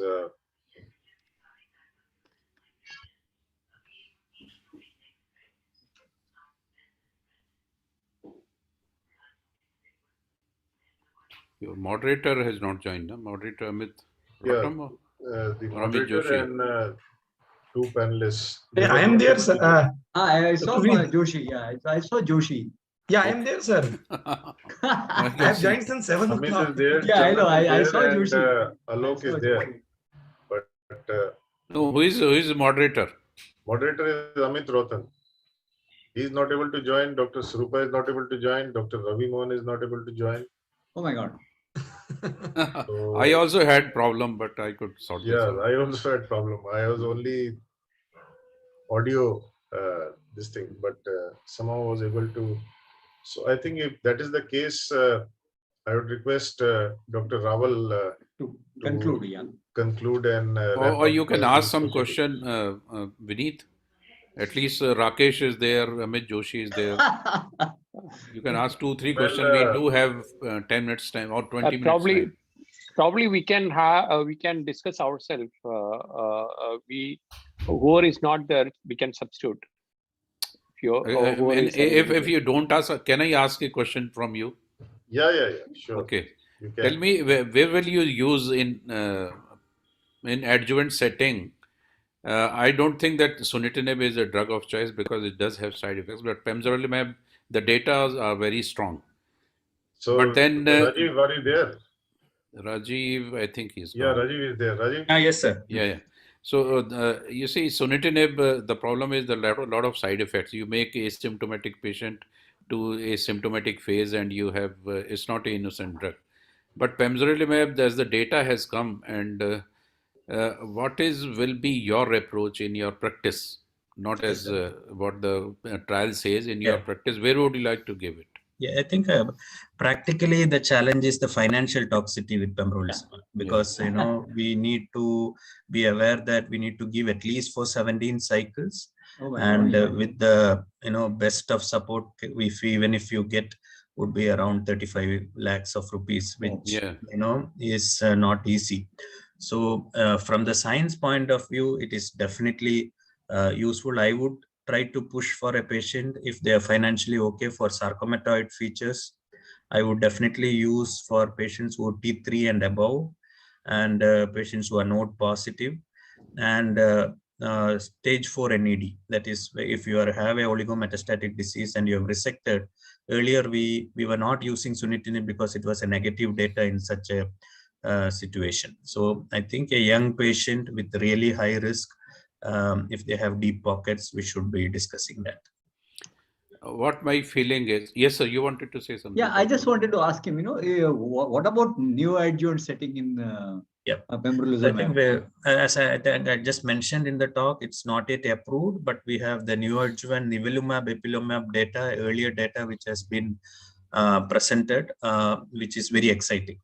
So it's only a matter of time. I think it will come into the neoadjuvant setting, whether it is IO or IO plus TKI, because we have data for axitinib plus avelumab also presented in the ASCO GU recently. But then it has to go through the full approval before we can suggest to our patient. But yes, maybe in the next 6 to 8 months itself, I think we'll have mature data coming for the neoadjuvant. But right now, the approval is for adjuvant. In neoadjuvant, cabozantinib actually has got very good results among all these drugs. No, but yet come into the data are there right now, but it's not in the practice. My feeling is that why do we give 11 months? 1 year. Yeah, why don't we give for just 6 doses? As are we giving in adjuvant setting as a chemotherapy? We give 6 doses. So maybe in future we can probably have that information. Because it's So 11 that's a months very is huge. practical way of thinking it, sir. Even if it is 3 doses work, we would be happy to give Yeah, only yeah. 3 doses. But, what happens is, even if we extrapolate from metastatic RCC, we have seen that the prolonged responses happen only if you give for 12 months and more. So the data was there initially for using for 24 months, and then the curve really flattens out. And you can, earlier the recommendation was you can stop at 24 months, and then it came down to 12 months. So I'm sure the data will be generated, but right now we don't have enough data to tell that whether the 6 cycles will be enough. If it is a negative trial, we will be unnecessarily wasting patients' resources for even the 6 cycles. It is better to observe and use it in the stage 4 setting, where we know that it will definitely work, rather than give for 6 cycles. That would be my take as of now. I was in GUSCO, and the person who spoke on this, he said he will only give this drug to very high risk patient for recurrence. Absolutely, absolutely. Like node positive and sarcomatoid variety. These are two situations where Now, it probably another will question comes. This is posed to the surgeons. We always talk of a deferred cytoreductive nephrectomy, and that is gaining vogue. So, any comments on that?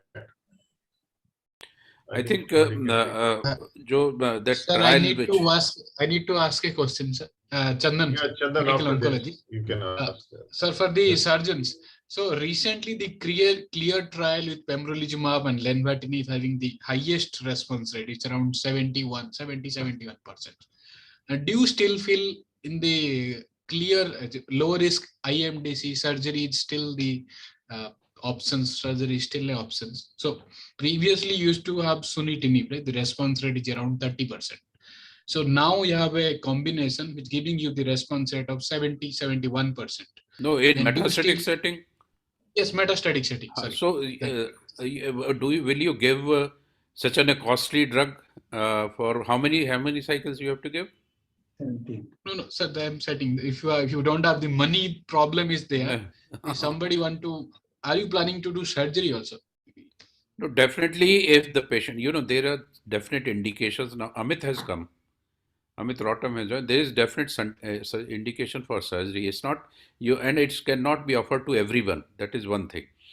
Now, coming back, like a big kidney tumor with a single metastasis, will you offer the target therapy or lenvatinib and I think, sir, we'll let Amit do the proceeding, dream it, and the logo is pretty good. So, Amit, finally you made it. I'm very sorry. Oh my gosh, today was an expedition. Excellent. So, I think you can pose, single question to each of the panelists, and then probably we can wrap it up. So, you can ask Amit, you can ask Alok, you can ask Chandan, you can ask Rakesh. All of them are there. Right. Yeah. So just questions directly, right? Slides required? No. My video is not visible. Can you make it actually? I think this actually you can from your side. do it verbally now. Okay. We can have a open house kind of a discussion. Anybody who wants to pitch in can pitch in. Right. So I think, so my thoughts were more on, initially was adjuvant therapy now has come. So I was actually trying to show one of the adjuvant we have discussed. So I think so that's over, right? To the metastatic side. Yeah. Perfect. So metastatic, then my thoughts were choosing IO versus IO TKI was the first question, was the major, the first step decision. So maybe anyone can start off. I'm sorry. I think half of it has been covered, so it's very difficult to know. I think Amit, you can take it. So can you repeat the question? So metastatic immuno plus immuno versus immuno plus TKI, I think this debate still goes on. But two things where the second part of the question was immuno plus TKI. Now, after 1.5 years, which immuno and which TKI have you sort of made a decision in your mind? Yes. So I think what the things so what we have learned over the years, one thing is that if the patient is very much symptomatic, I think in that scenario, practically IO plus IO is, we know that it will take time to work. So in those patients, practically in day-to-day setting, and that we have seen in our practice, the patient presenting with a large liver metastasis, rapidly accumulating pleural effusion, and we have started IO plus IO. Then after say after 2 or 3 cycle, patient is not responding, and then we have to change. And when we change, we see the clear-cut response. So from that point of view, it is clear that high volume disease go for a combination of IO plus TKI. Which IO plus TKI, that is the matter of debate. So if you see the experience, I think most of us have used Pembro plus Xe in most of the patient. We know the toxicity, we know how to manage those toxicities. In few patients, when we use at least my experience of using Pembro plus lenvatinib, it seems to be little bit, at least with the 20 mg doses, the Pembro plus len is little bit hard on the patient. So I generally start with either 16 or 18 and then gradually build up the dose, because if the toxicity happens, then the patient stops the treatment and we don't know whether the Pembro is causing the problem or lenva is causing the problem. So from that point of view, Pembro plus Xe, we have more experience.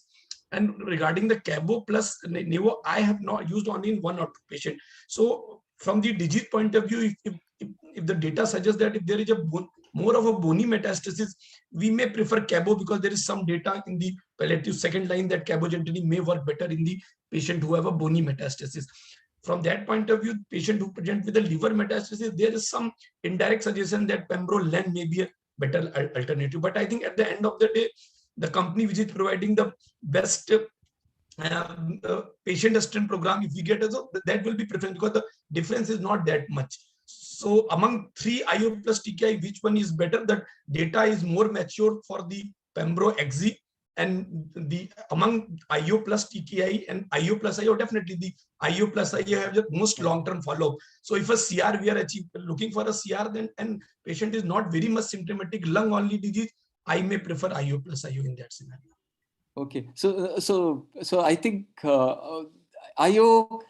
So my only thought was Pembro Xe, though we should not be doing 3 comparator trials of IO TKI, but we are sort of I'm leaning towards moving away from Pembro Xe at least, because response rates clearly difference, PFS difference. Though we keep saying we should not compare them cross trials, but I don't know, the Lenva and the Cabo data is much more stronger. I kind of have switched off from Xe as my drug of choice, especially in patients which we think are fit enough to tolerate it. I don't know. I think whatever the others, they also are thinking all 3 are same, or do you think they are different? Dr. Rajendra is there. Alok, you can. Alok.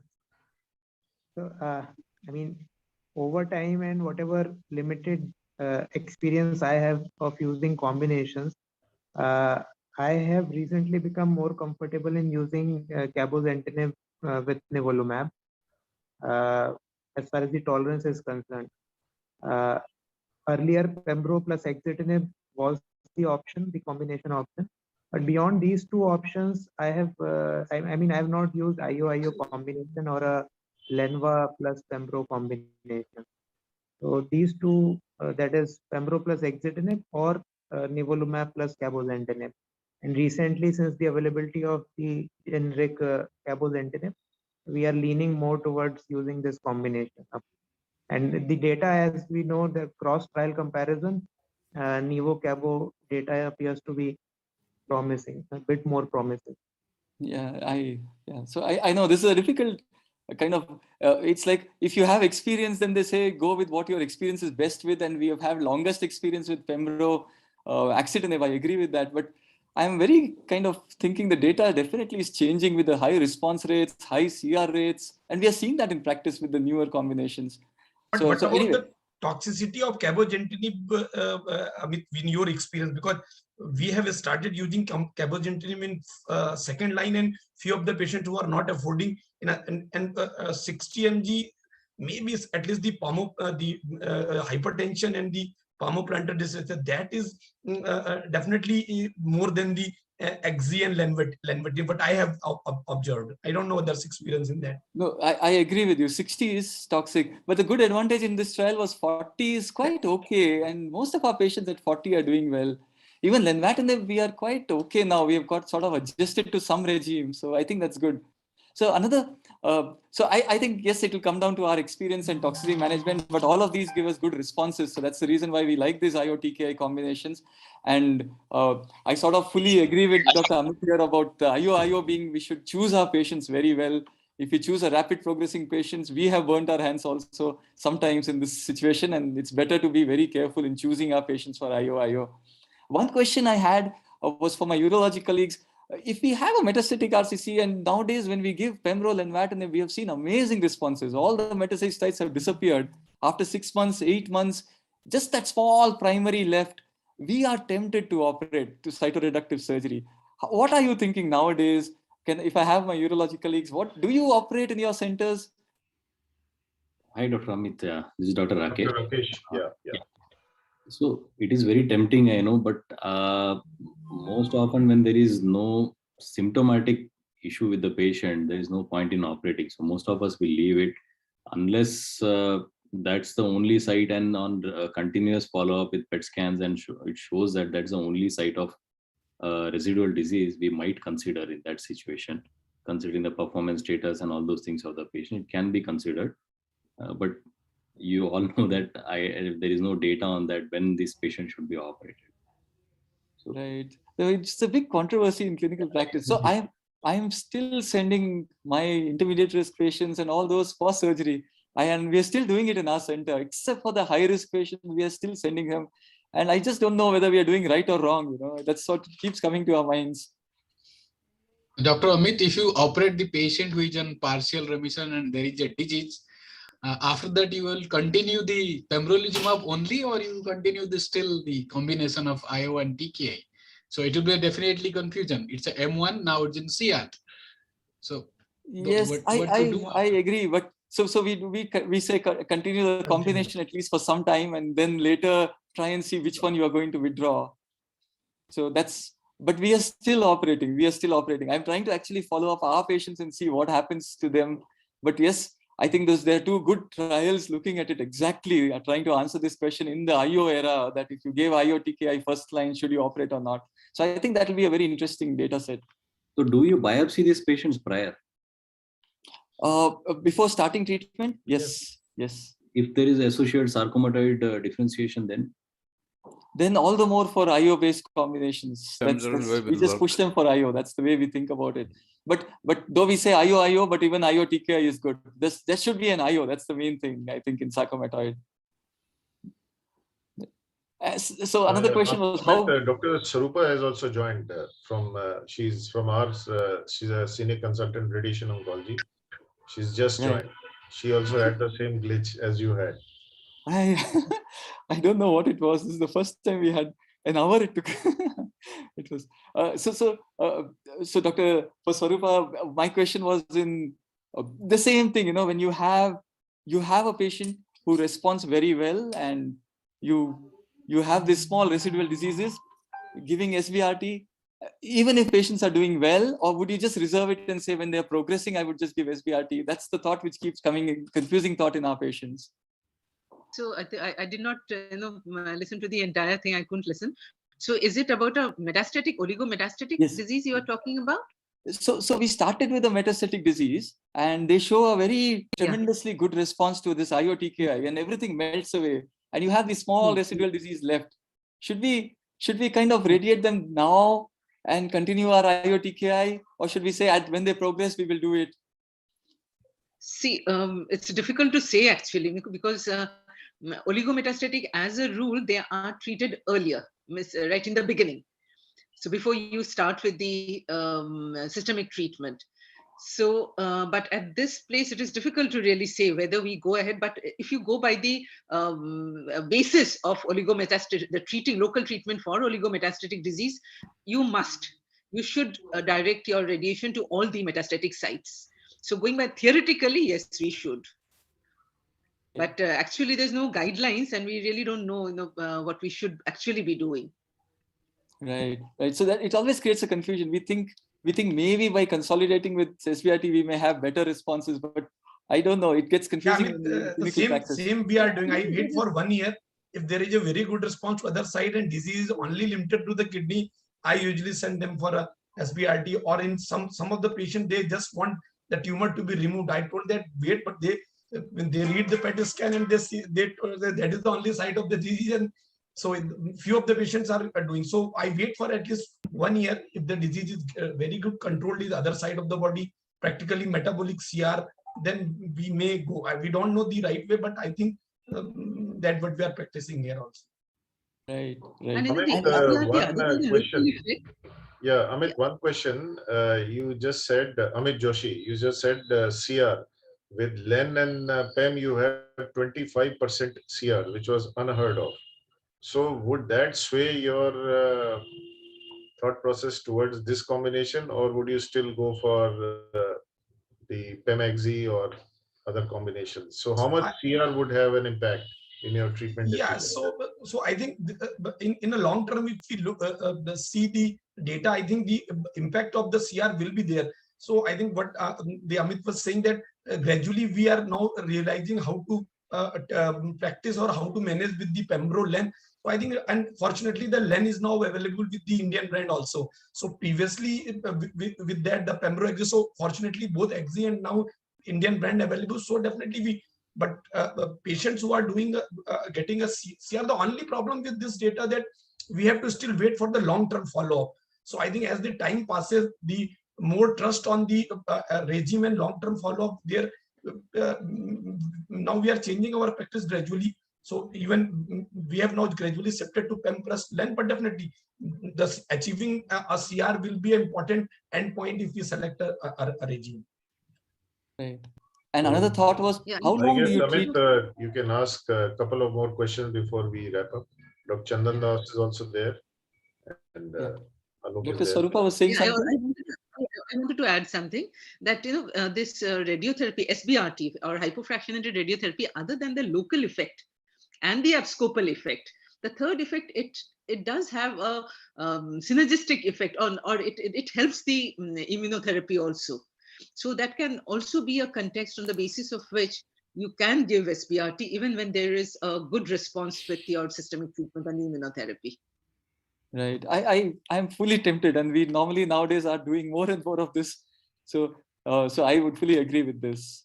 Dr. Chandan, how long do you continue treatment? Suppose your patient gets a very good response. You got 6 months and you got very good response. You treated for another 3 months. What do you do? When do you stop in these patients? How are you thinking of it now in practice? Most of the times I stop because of financial toxicity, because I'm in a center that is matters actually more.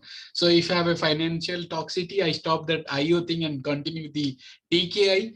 And one of the patients, 1 or 2 patients, they are still continuing the IO. It's almost, I would say, around 18 months. I started from early.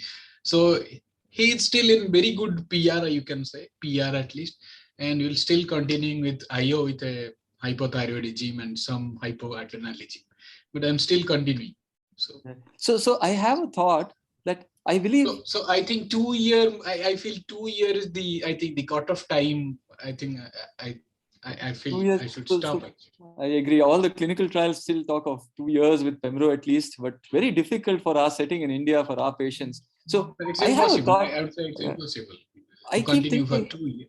You can get very good response initially, and then you can pull off the IO. So what do you think about this? Just giving 8 cycles, 6 cycles, and just pulling it off after getting very good response. You get the response in the first 3 months. You know those which are the extremely good responders, and then continue your VEGF TKI. What are your thoughts on these kind of things? Do you do that sometimes? Tempted to do it? Because our patients stop treatment anyway because of cost, but we have got the response.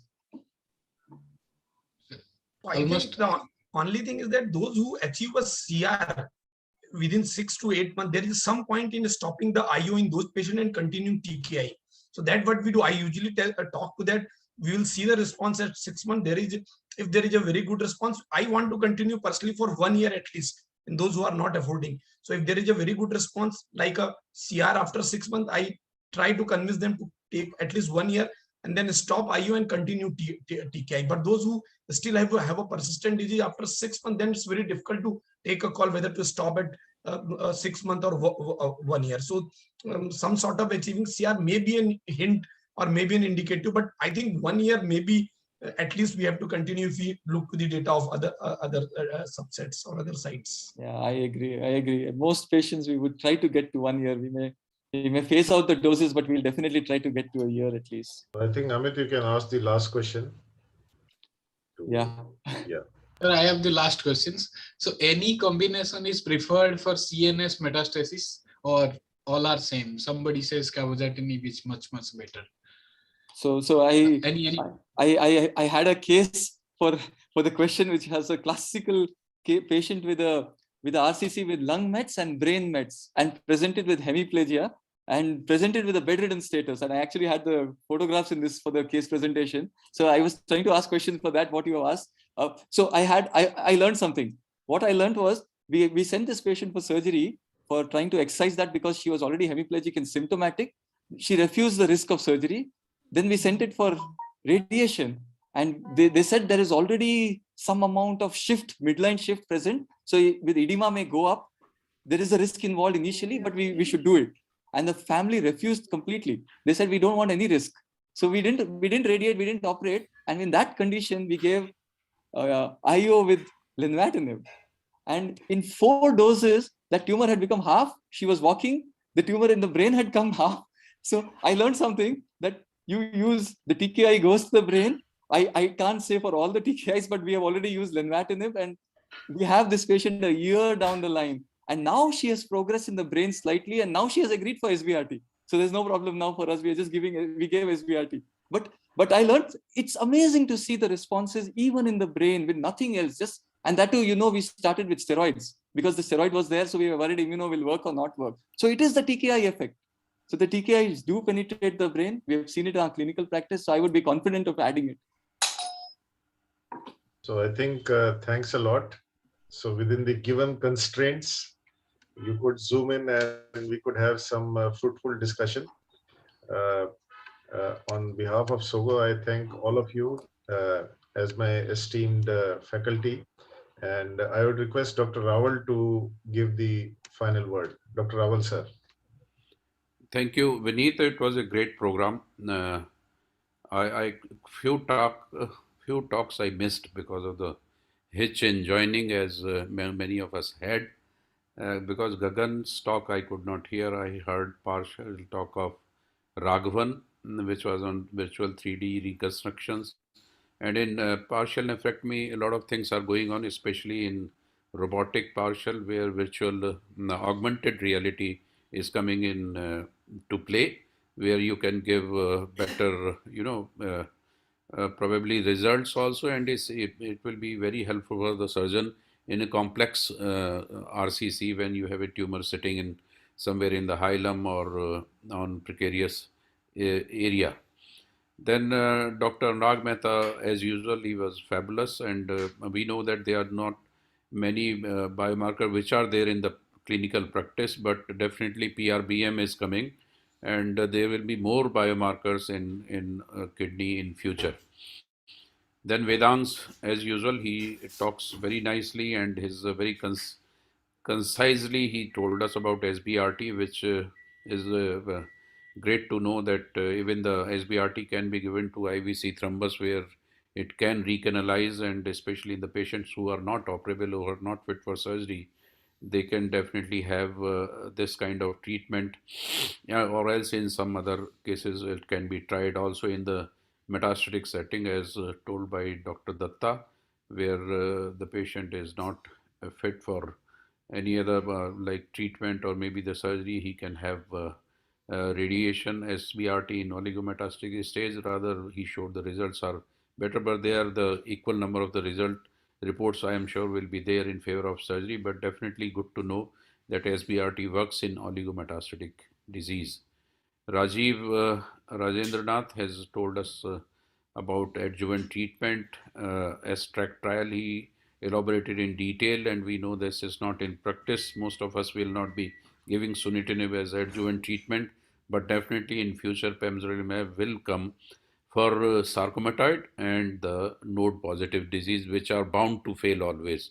They don't, this patient actually will almost always have reoccurrence. Very soon they fail unless you have some treatment like pembrolizumab coming in this setting.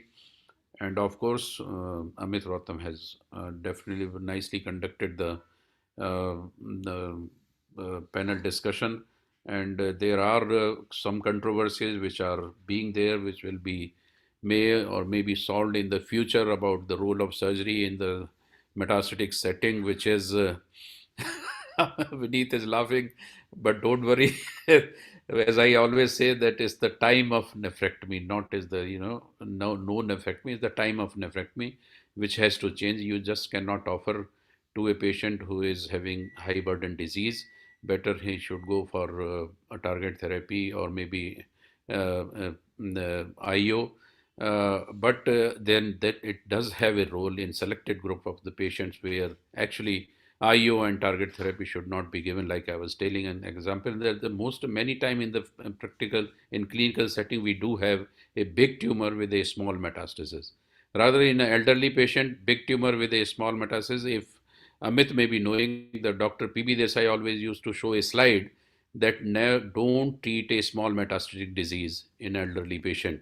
You just remove a primary and leave the patient off because he'll be much better rather than with the treatment. Amit knows that thing. So with that, I'll say thank you all. It was a great webinar and well conducted by Vineet. Thank you. Thank you very much, sir. And we'll try to control the glitch next time. I hope it does not work. Yeah, we'll do that. Nevertheless, we were able to salvage thanks to Amit to shoulder it. Yeah. And I think I thank all the panelists and the faculty for joining us. And we'll close the session. Thank you so much. Thank you. Bye-bye. Please take Good care. night. Good night. Thank you, everybody. Thank you. Bye.